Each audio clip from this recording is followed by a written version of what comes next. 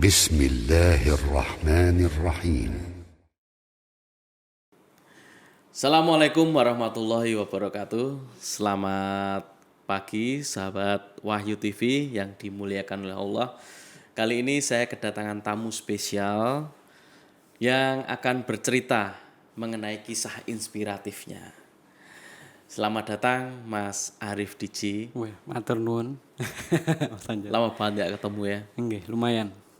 Terakhir kita ketemu di coffee shop. Iya. Jadi Mas Arif ini pengelola manajer coffee shop yang 10 tahun lalu sangat terkenal coffee shopnya. Sempet hits. Hits banget. Kita dulu sering ngopi di situ dan Mas Arif ini manajer yang sangat ramah. Jadi dengan semua konsumen selalu menyapa. Bagian dari maintain customer. Dan tiba-tiba lama nggak ketemu dan kemarin kita ketemu nggak sengaja ternyata jadi tetangga. Ya, nggih. Ya. Tetangga jauh. 10 tahun yang lalu. Terus Mas Arif masuk ke kapal ya Mas ya? Nggih, iya. 2000. Kenapa Mas memilih jalur akhirnya ke kapal memutuskan kontrak dengan coffee shop? Sebenarnya ya balik-baliknya lagi ya basic saya kan perhotelan. Dari lulus SMA 98 langsung memang mindset saya pengen ke hospitality industry karena pertimbangan saya senang bahasa Inggris dari SMP. Jadi saya ngerasa saya punya skill lebih di bahasa Inggris, yang masuk di mana? Di industri pariwisata. Ya begitu SMA yang lainnya pada waktu itu UMPTN, saya langsung ke Bali waktu itu langsung sekolah di Pariwisata. STP gitu. Terus biasanya kalau memang punya basic hotel, mentok-mentoknya pasti kalau udah mentok di hotel pasti maunya ke floating hotel yang itu kayak kapal yang terapung gitu ya. Karena memang kalau kita lihat salarinya Ya, salary balik lagi. Jadi dulu kan juga waktu itu juga gini Mas, waktu itu saya di Rocket nyebut merek.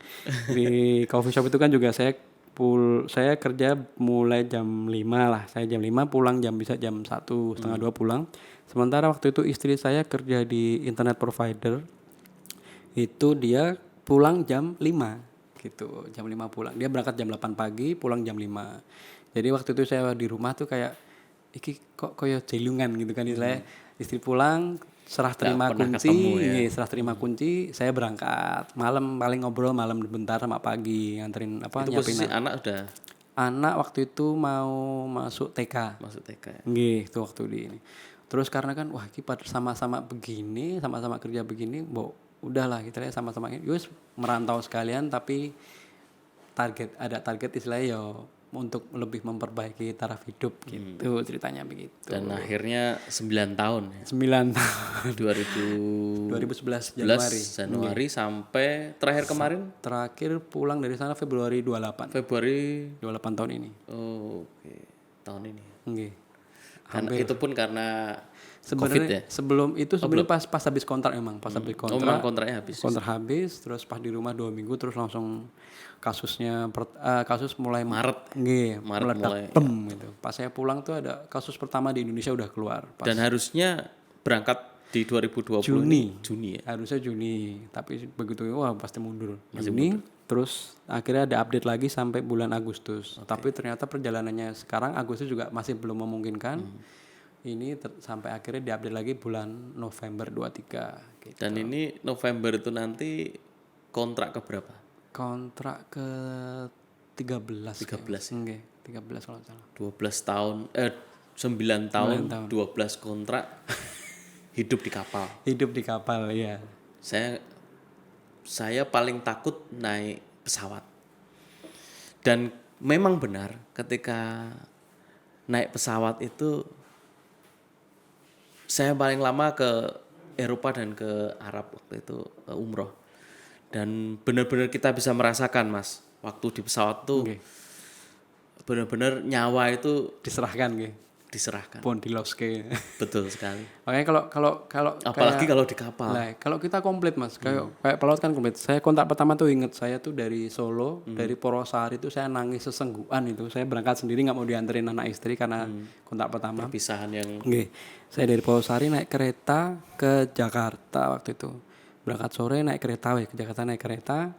Itu otomatis kan perjalanan darat dulu kan. Itu udah 1 malaman sendiri. Terus sampai Jakarta pagi. Dari Jakarta itu saya kontrak pertama join di Brasil. 11 Januari berangkat. Jadi udah dari kereta. Terus pesawat itu saya 11 Januari dari Jakarta sampai Brasil itu 13 Januari sampai Brasil di Sao Paulo. Jadi kan komplit tuh dari ini.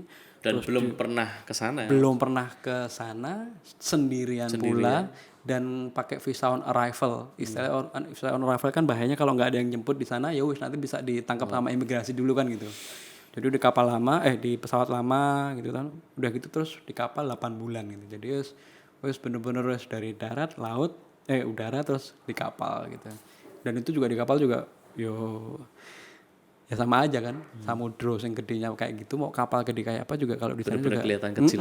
gitu kan, terus nggak kelihatan. Kadang kita kalau gitu. di daratan merasa kita luar biasa berkuasa, tapi ketika di apalagi di laut terombang-ambing dan nggak tahu kan mas, misalkan ada cerita nggak waktu itu ada badai mungkin ada. Kalau badai ya pasti ada mas, tapi kan biasanya memang kalau yang besar-besar pasti dihindari. Jadi kan udah ada istilahnya forecastnya kan 3 hari sebelum itu pasti udah ada. Tapi tetap ini kan tetap Goyang. kekhawatiran Dan kadang-kadang juga bayangin Titanic gitu. Kadang-kadang storm juga kalau yang nggak terlalu gede kan tetap kita lewat mas. Iya, tetap hajar gitu. Pernah itu sampai yang saya pernah nyimpen gambar itu sampai 45 derajat bener-bener miring karena pas goyang-goyang itu wes. Dan saya juga posisi kita harus kerja gitu. Tetap masih kerja. Waktu itu saya di room service itu. Jadi pas udah gitu saya kontrak pertama kan saya masih belum kebiasa waktu itu. Kayak kontrak pertama, kontrak kedua masih belum biasa. Jadi asal goyang sedikit pasti pusing langsung mual gitu kan. Sementara di room service dan tamu juga udah nggak ada yang kuat ke restoran. Jadi kita by room service, jadi semua telepon room service. Yaudah kita kondisi saya udah muntah sampai 2 kali 3 kali, tapi harus nganter ke kamar, semboyongan sambil ketok-ketok room service udah. Ini bener-bener yang ya Allah gitu. Sampai begitu kadang-kadang sampai ada rasa aku kok begini banget gitu kadang-kadang. Tapi ya balik lagi wes ini Bismillah gitu ya. Bismillah lah gitu. Bismillah. Gitu lagi tapi sing dieling-eling ya buat ini aja buat semangat ya. Sebuah anak gitu, buat anak istri kan gitu loh. Oh, semua buat anak, seorang bapak itu rela. Iya. Dan kalau cerita lebih panjang lagi ke belakang lagi, bapak saya itu kan orang Parepare Mas, Sulawesi. Bapak saya di kapal 20 tahun. Oh. Dari saya umur 6 bulan, bapak saya pensiun umur 20. Saya waktu lulus SMA itu ditawarin, ayo ikut saya ke kapal. Waktu itu dia di BUMN Jerman. Jadi bagus gitu. Karena kan begitu pensiun dapat pensiun juga gitu. Tapi saya bilang saya nggak mau kerja di kapal, aku ora pengen dadi kayak bapak gitu. Karena waktu itu kan nggak ada internet. Iya betul. Saya juga di kampung nggak ada telepon mas, jadi repot gitu loh. Surat-suratan. Kadang-kadang kalau dikirim kartu ulang tahun diselipi waktu itu masih mata uang masih DM masih Deutschmark gitu. Diselipi 20 DM gini-gini. Ya nggak punya bapak. Saya sampai yang saya sedihkan sampai sekarang pun saya juga kayak nggak ada memori tentang bapak itu sampai saya sedih banget ya. Cuman paling ada satu memori yang digonjaki bapak numpak Vespa udah. Selainnya itu paling ya tahu di toko mobil-mobilan itu. Tapi begitu saya umur 30 saya ke kapal, jadi oh ya Allah ternyata bapak dulu tuh sebegini pengorbanannya buat keluarga gitu. Jadi ya sadar gitu loh. Jadi makanya begitu ini sekarang jadi deket sama bapak. Dulu saya susah mas, walaupun udah di rumah ngobrol juga susah ngobrol gitu karena nggak pernah deket gitu. Tapi sekarang karena gitu sadar ya Allah dulu bapakku tuh sebegininya. Dan dulu bapak tuh kontrak 9 bulan kadang-kadang di rumah 3 bulan pergi lagi. Saya belum mulai dekat pergi lagi. Pas masih kecil bapak pulang sopo om kadang-kadang sampai begitu. Tapi alhamdulillah kan ya itulah jadi saya tahu pengorbanannya kayak apa buat keluarga itu. Terus ya alhamdulillah kalau sekarang saya kan terbantu internet. Jadi tiap hari Komunikasinya bisa alhamdulillah tiap hari video call, Video call dengan video anak. call. Walaupun itu juga boros itu sebenarnya kan. Karena di kapal kan mahal. ya, Internet itu kita bayar $10 itu cuma dapat 364 mega. Itu kan gitu loh. Makanya saya pakai kartu, ada salah satu provider dia internet Google Fi lah, kita sebut merek Google Fi. Itu jadi kartu bisa buat internet. Jadi itu tapi cukup mengobati wes itu wes rasa kangen ya. larang ora apa-apa neng iso anak ora lali gitu jadi gitu. Dan kalau kita lihat di kapal pasti godaannya banyak dong. Nggih. Apalagi tamunya juga. Iya, kalau di mana tempat sebenarnya godaannya. Tapi kalau dari tamu sebenarnya tamu marketnya itu 50 ke atas, orang-orang usia pensiun sebenarnya. Kecuali kalau pas di charter kan ada yang di charter. Tapi ya kalau godaannya lebih karena ya teman-teman kerja, lingkungan kerja kan itu loh. Ya satu karena kan nggak ada kadeh tuh gede, nggak ada yang bilangin gimana harus gimana, nggak ada Harus aturan mandiri, nggak ada aturan yang kayak gimana kamu mau ngapain juga terserah gitu kan. Cuman kan kalau alkohol juga pasti ada policy-nya gitu. Tapi ya begitu orang-orang ya kayak memang ya urip-uripmu gitu kan. Jadi ya kita sendiri yang harus ini gitu loh, yang harus batas-batasi gitu loh, kita yang bisa ngontrol kita sendiri. Ya. Iya. Tiap malam ada party kan gitu. Tiap malam ada party di kru baru tuh pasti ada party biar pada nggak jenuh ceritanya. Tapi teman saya kalau saya sih kalau di kru bar ya paling beli air mineral karena ada air kan istilahnya yang purified water kan tetap rasanya tetap lain. Jadi harus beli. Paling kalau nggak beli air ya beli main akustikan paling gitu. Dan memang ya saya setuju ketika kita bisa membatasi diri ya mungkin masih bisa selamat. Karena orang banyak bilang juga tergantung lingkungan. Okay. Orang tergantung lingkungan. Iya, di mana adaptor istilahnya dimanapun sama lah godaan. Istilahnya nggak usah jauh-jauh kan pasti di sini juga jenengan juga pasti nemuin kasus-kasus gimana gitu. Tapi ya kalau buat saya itu tadi jadi malah jadi itu pesantren, tak gunakan kalau menurut saya ini pesantren yang luar biasa gitu. Yang luar biasa gitu loh. Ya. Dan kita malah ngerasa deket sama kadang-kadang benar-benar di sana tuh nikmat gitu loh istilahnya. Ya alhamdulillah kayak saya kayak puasa kalau pas puasa sering saya Ramadan kali ya. Paling 2 tahun di sana nanti dapat setahun di rumah sekali gitu. Dan saya termasuk sing gerak ke teman-teman. Jadi saya sebelum Ramadan itu saya selalu maju ke restoran manager, ke HRD, ke eksekutif chef, saya bilang ini mau ada Ramadan. Mereka tahu gitu. Mereka udah tahu. Wah, lah kuetan, mereka gitu loh. Kuetan, orang mangan namanya gitu. Apa nggak mati kamu nanti gitu. Sampai begitu Mas. Apa kamu nggak mati, kamu kerja lo di sini gitu. Saya bilang saya dari cleaner saya udah puasa, wis tinggal niat gitu. Nanti juga jadi malah kita bilang berapa orang? 30 orang. Yang mau puasa Terus gimana? Kita gimana? Yus nanti jam 3 sampai jam 4 tolong siapin makanan. Maunya apa? Yus pokoknya ada nasi, ada buah, ada lauk sama apa. Terus ya bener jadi di Krumas itu jam 3 pagi sampai jam 4 itu dibuka buat teman-teman muslim buat sahur. Disiapin. Ada nasi, ada buah, ada lauk pauk, ada yogurt, ada dessert gitu kan. Itu terus nanti pas buka, tapi kalau pas buka kan kalau pas di Eropa ya bisa sampai jam 9:30 kan gitu. Ya udah itu kan jam malam ya? Jam kerja nggih. Jam kerja kan jadi ya mau nggak mau kita di sini aja kayak banyakin tidur. Itu kita jadi jam kerja ya. Kalau pas buka ya paling malah jam 11 malam kalau baru kita megang makan.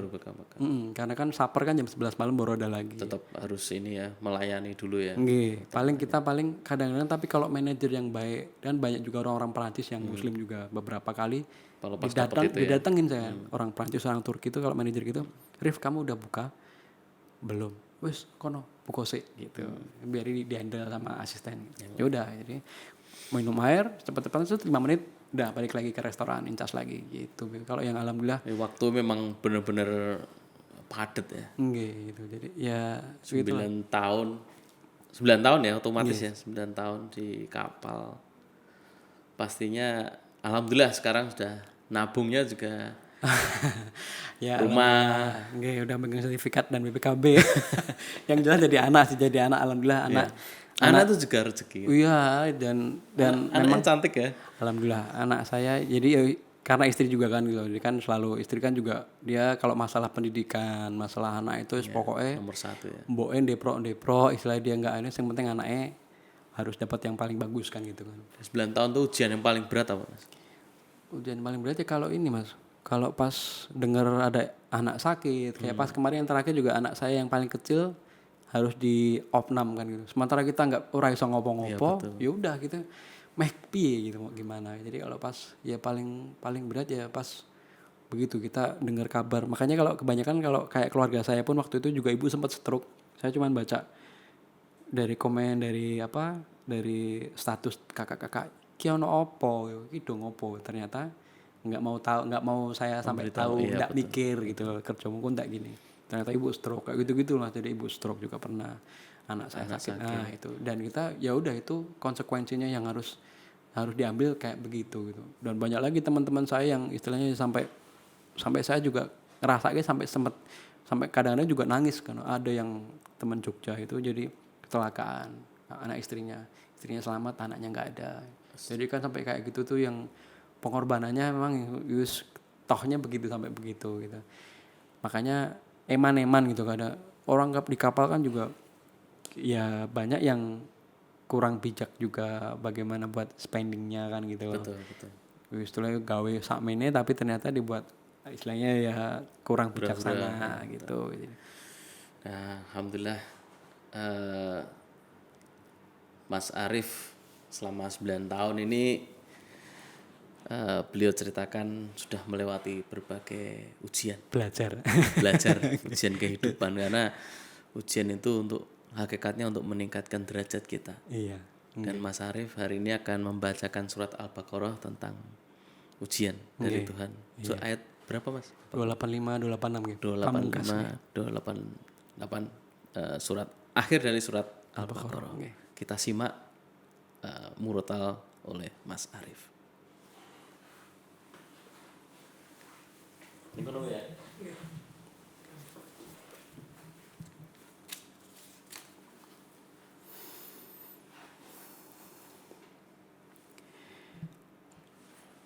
أعوذ بالله من الشيطان الرجيم بسم الله الرحمن الرحيم آمن الرسول بما أنزل إليه من ربه والمؤمنون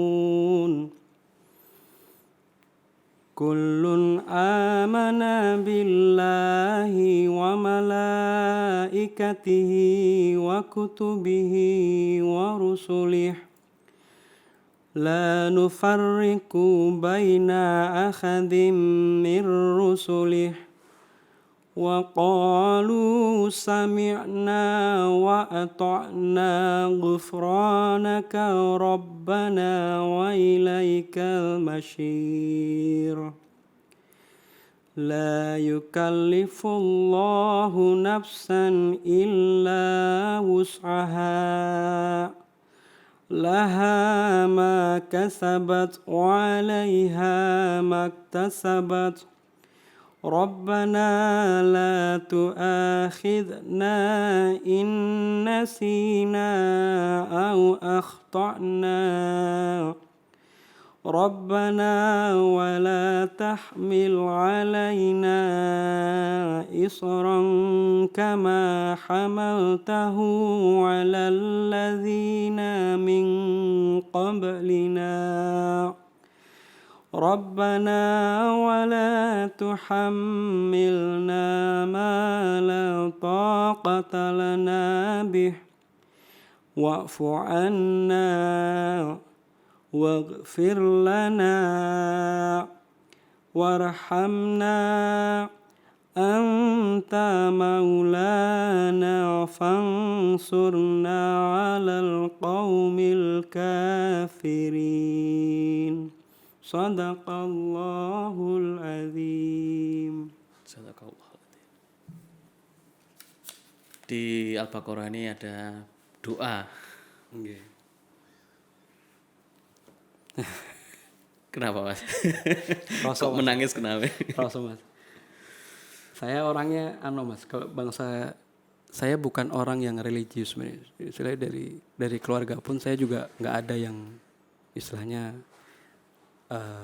nyangoni secara spesifik soal ini. Jadi dicari sendiri semua gitu ya. Jadi ya, tapi alhamdulillah gitu loh. Jadi lewat segala macam yang di jalan itu, jadi semua hal itu jadi bisa masuk gitu ya. Jadi ya belajar dikit-dikit. Saya mulai baca Quran itu saya lulus kelas 3 SMA mau ujian gitu. Baru bisa baca Quran, itu pun saya juga nggak ada yang ngajarin, saya cuma baca Quran, depan tuh ada a ba ta, tak tulis dari saya baca a ba ta sampai terakhir, tak bolak-balik tak tulis lagi biar gampang, saya tak tulis biar gampang ingetnya, dari dibalik lagi ke atas bolak-balik, dan akhirnya bisa langsung berani. Terus ya belajar dikit-dikit artinya gitu kan, sampai istilahnya sampai doa-doanya, Doa-doa yang terkandung di Quran. nggih, doa-doa yang terkandung, termasuk nama anak saya pertama kan, itu juga dari doa Al-Quran juga kan itu.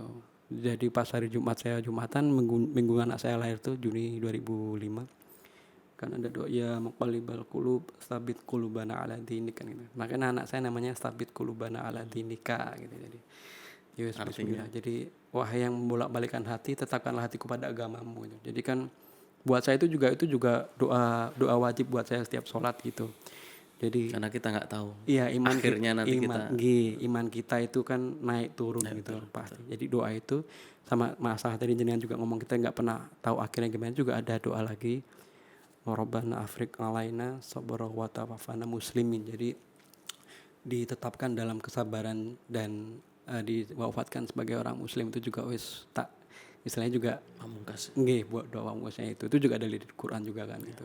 Makanya ya saya juga nggak tahu amal saya diterima apa enggak, tapi istilahnya kan usaha kita belajar ikhlas gitu, yang sinau ikhlasnya. Jadi pengen belajar ini bukan buat gimana istilahnya, kadang-kadang diloke kowe sholat gini, saya bilang tolong istilahnya kalau saya sholat saya istilahnya kalau sampai perbuatan saya masih kurang terap, itu bukan karena salah agama po sholat saya, memang balik lagi ke sayanya yang belum, memang saya masih banyak salahnya gitu. Karena itu kita harus selalu belajar dan belajar. Nggih, memperbarui selalu. Oke, terima kasih Mas Arif atas sharingnya. Alhamdulillah. Pada hari ini semoga pemirsa Wahyu TV mendapatkan insight dari seorang Mas Arif yang selama 9 tahun di kapal dan tetap memegang teguh prinsip untuk belajar beragama. Amin. Walaupun hambatan dan juga ujian dari Allah selalu ada, tetapi kita selalu berdoa Tuhan pasti akan memberikan ujian sesuai dengan kemampuan dari hambanya. Terima kasih. Assalamualaikum warahmatullahi wabarakatuh. Waalaikumsalam.